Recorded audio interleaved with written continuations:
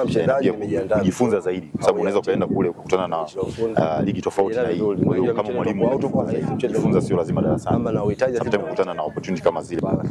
Sio bado tunahitaji na tuna point. Mtu mmoja wa chini akipata matokeo anatuvuka. Kwa bado ligi ngumu. Kwa kifupi yani kila mtu mechi anahitaji. Sipamba sisi. Kwa tujiandaa vizuri tuondoka na point. Leo ni media day kwa maana tunaweza kuuliza swali lolote kwa mbili. Gani Modibeka.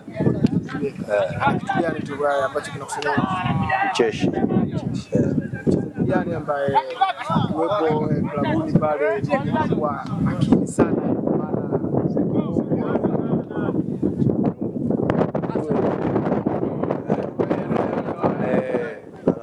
kote.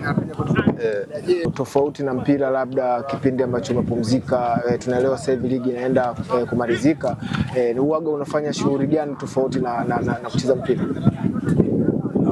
Tofauti na mpira uaga tunachanganya na jamii, uaga na kutembelea ndugu jamaa marafiki.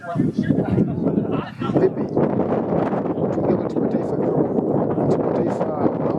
namna yote unaweza kupata nafasi ya kucheza kama endapo utaitwa, unaiona nafasi yako?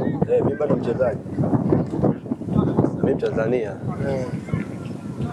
Bado nafasi ipo bwana, unaiona ya kutosha kabisa, ya kutosha. Mungu akijalia kitokea baada ya kuchaguliwa tena kuonyesha kile chokwa nacho.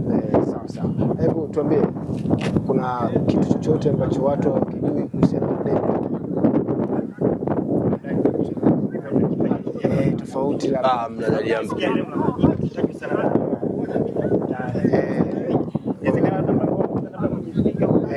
Au kuna viashiria gani na wewe na wasanii hao wa Singeli? Amna washikaji tu. Washikaji zangu wanashora hapo. Kwa wewe ni kitu tofauti na mpira, amna kitu kingine chochote ambacho unapenda? Amna tofauti na mpira, labda ndio hivyo muziki ile. Kwa maana nyingi na washikaji kama hivyo najulikana nao.